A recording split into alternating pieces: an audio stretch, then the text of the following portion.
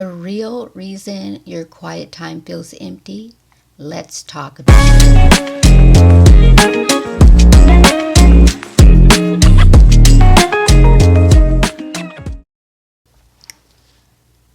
We've all done it. We've set the alarm early, found a quiet spot, opened our Bibles, and even prayed. We checked all the boxes. But as we walked away to start our day, we still felt empty, disconnected from God, unchanged, maybe even a little discouraged, and wondering what is standing in the way of my intimacy with God. Many of us have not been alone in this dilemma. If your quiet time has started to feel like a transaction that leaves you empty handed and wanting more, I want you to know that it's not you. You're not a bad Christian. Jesus doesn't love you any less. You've just been handed the wrong map. For years, so many of us were given a model for connecting with God that was more about spiritual mechanics than it was about spiritual intimacy. We've been told to go to church more, pray longer and harder, read through the Bible, and so much more. We know we desire to have a deeper and more intimate relationship with God, but the hows we've been subscribing to just aren't working, or at least not anymore. The result? A generation of faithful, well-meaning Christians who feel spiritually dry, going through the motions, and wondering what they're doing wrong. They don't feel changed, and they don't feel transformed. If this is you, take a deep breath and let's explore this together. It's not your fault. It's just the prevailing system, and systems can be changed. Today we're going to talk about the one shift in your time with God that can change everything. I know that feeling of spiritual emptiness so well. A few years after I became a Christian, I felt like I was never doing enough. The question haunted me. Well, what exactly is enough? Can I ever do enough for God? And what would that even look like? The day that question shifted was a liberating one for me. That's when I decided to go from doing to abiding. To stop being a dutiful Martha, always working for God, and instead just sit at Jesus' feet. In the beginning, this meant just sitting with Jesus for hours each night. After my 3 daughters were settled in for the evening, I would retreat to my comfy bedroom chair with the Do Not Disturb sign on my door and some instrumental music. I would just sit there for hours, not reading or formally praying, but just simply experiencing God's presence. And I can honestly tell you, I would feel God's Spirit in the room with me, sometimes within minutes. I couldn't wait for that time each night. I felt loved, connected, and renewed. Now, this didn't mean that I neglected God's Word or fellowship. I was an avid Bible reader and meditated on Scripture. The shift was in the posture. When we approach our time with God as a spiritual to-do list, we naturally focus more on outcomes than on the relationship itself. An abiding posture, however, leads to transformation from the inside out. Too often we rely on our own willpower and self-discipline when God simply wants to give us a new heart and a new identity in Him. It's impossible to spend time in God's presence and not be changed. Abiding allows us to hear Him more clearly and opens our hearts to the deeper things of God. Our walk becomes an internal experience instead of a list of spiritual activities. But when we focus on the activities, trying to find the right devotional, joining more ministries, jumping between different Bible plans. We are approaching God like a spiritual vending machine. We believe that if we insert the right inputs, like more chapters, more fervent prayer, or even more discipline, then God is obligated to dispense the outputs we want: peace, wisdom, and a feeling of closeness. This is what I call the extraction framework. It's the idea that the whole point of a quiet time is to get something from God. We come to extraction guidance to extract a good feeling, to extract a blessing for our day. We see our time with God as a transaction. If I do X, then God will do Y. And when God doesn't deliver on our expected timeline, we're left feeling confused, resentful, and spiritually bone dry. This transactional approach keeps us focused on what God can do for us instead of on God Himself. It turns a relationship into a routine and a holy encounter into just another item on our to-do list. No wonder it feels empty. It's like going to dinner with someone you love, but spending the whole time scrolling on your phone. You're physically there, but you're not actually connected. And the worst part of this framework is the guilt it creates.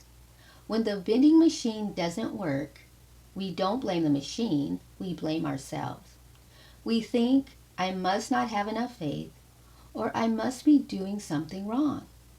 This cycle of effort, emptiness, and guilt can be exhausting. But what if the problem isn't your effort? What if the problem is the entire framework of extraction? The real reason your quiet time feels empty is that you've been taught to pursue extraction when God is inviting you into an encounter. You've been trying to get something from Him when all He really wants is to be with you. This is the single most important shift we can make. It's a move from performance to presence. In the Gospel of John, Jesus gives us the perfect picture of this. He says, I am the vine, you are the branches. Whoever abides in me and I in him, he it is that bears much fruit. For apart from me, you can do nothing. John 15:5. For years, I read that verse as a command to try harder. I thought abiding was another task I had to perform correctly to get the fruit. But the Greek word for abide, meno, is much more passive. It means to remain, to stay, to rest, or to dwell. A branch doesn't strain to stay connected to the vine. It just stays. It naturally draws its life and its nourishment, its very existence, from the vine it's a part of. The branch's only job is to remain. This changes everything. If our goal is simply to abide, to remain in His presence, then all the pressure to perform just vanishes. Suddenly, quiet time isn't about the quality of our prayers or the depth of our spiritual insight. It's not about what we can achieve. It's simply about showing up and being present with the God who is already present with us. The goal is no longer extraction, but encounter. The goal isn't to get something from God, but to get God. Think about it. Who we are in our quiet time is who we become in our daily lives.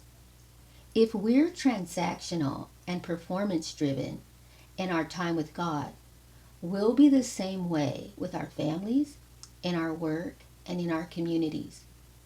We'll constantly be evaluating ourselves and others based on what's being introduced. But if we learn to just be in God's presence, to rest in His love without an agenda, we start to carry that posture of grace out into the world. We stop seeing people as projects to be fixed and start seeing them as souls to be loved. This framework liberates us from the tyranny of the perfect quiet time. A quiet time rooted in encounter can't fail. Why? Because the only goal is to show up. Some days you'll feel a deep connection. Other days you'll feel nothing but your own distraction and exhaustion. But in this new framework, both days are a success because on both days you brought your real self into the presence of the real God. And that is the beginning of true transformation. So how do we actually move from extraction to encounter? How do we make this practical? Well, it's not about adding more things to your to-do list, or at least those things that don't build relationship. It's actually about doing less and being more. Here are 3 simple grace-filled shifts that you can make. First, change your goal from performance to presence. Your goal is not to have a good quiet time. Your goal is to be with God. That's it. Before you even open your Bible, just take a moment. Be still. Quiet your heart and acknowledge that you are stepping into the presence of a loving God who simply is delighted that you are there. Remind yourself that you don't need to perform for His love. You already have it. That one mindset shift can revolutionize the whole experience. Second, begin with a prayer of welcome or invitation, not a list of requests. Instead of launching into all the things that you need from God, start by simply welcoming Him. It can be as simple as, Lord, I'm here. Thank you for being here with me. I open my heart to you. This little prayer reorients your posture from one of demand to one of receptivity. It acknowledges that He is the host and you are the guest. It shifts the focus from what you want to do for Him to what He might want to do in you. This simple act of welcoming creates space for God to lead, instead of you trying to control the agenda. Third, read for relationship, not just information. For many of us, the Bible has become a textbook to be mastered instead of a love letter to be received. In this new framework, try reading a much smaller portion of Scripture, maybe just a few verses, and read it slowly. Don't hunt for theological principles or sermon outlines. Instead, just listen for a single word or phrase that sort of shimmers or stands out. When a word catches your attention, stop. Meditate on it. Repeat it to yourself. Ask a simple question like, God, what are you saying to me through this word today? Then just be silent for a few minutes and listen. You may not hear an audible voice. It might be just a gentle impression, a new perspective, or a feeling of peace. Finally, respond to God in prayer based on that one word. This isn't about deep academic study. It's about having a conversation with God through His Word. By the way, if this idea of reading for relationship instead of information resonates with you, do me a favor and hit that like button. It lets me know that this is connecting, and it helps other people who are feeling the same spiritual emptiness find this conversation. I want to pause here for just a second. I know we're covering some deep territory today, and if you're feeling a bit overwhelmed, I want to give you a tool to help.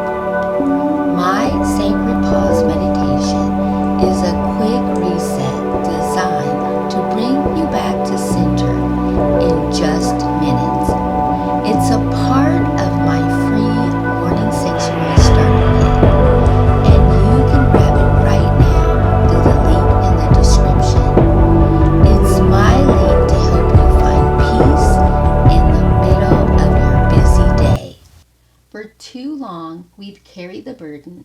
broken framework. We've been trying to earn what God is offering freely. We've been striving to achieve what only can be received. The emptiness you feel in your quiet time isn't a sign that you're failing. It's an invitation to a better way. It's an invitation to stop extracting and start encountering, to stop performing and start abiding. Your relationship with God was never meant to be transactional. It was meant to be a transformation, a slow, steady process to becoming more like Him as you learn to rest in His presence. This journey isn't about perfection, it's about presence. It's about learning to show up just as you are to the God who is always, always there. So here is your one simple takeaway.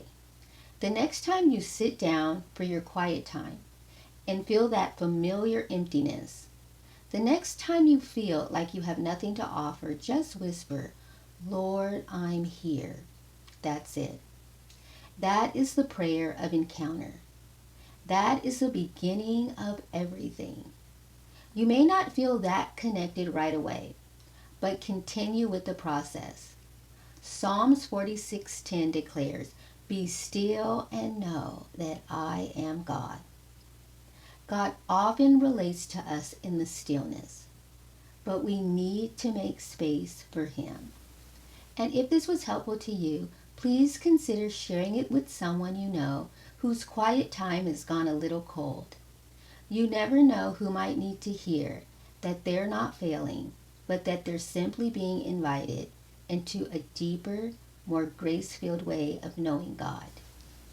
Now, if you're ready to put this posture of presence into a practical morning rhythm, I want to invite you to watch my next video, 5 Steps to Creating a Transformative, Biblically Based Morning Routine. It's the basic framework that I've used for years to have a daily encounter with God that leads to inner transformation, healing, and spiritual renewal, allowing you to start each day with a renewed mind, managed emotions, and a greater connection with God and your purpose. You can click on the screen above or find the link in the description below. Thank you for watching this video, and if you enjoyed it, please subscribe as it helps this video reach more people. And please stay tuned for more videos on creating a transformative morning routine that does more than just check off the devotional box, but actually transforms. I'll see you in the next video. God bless.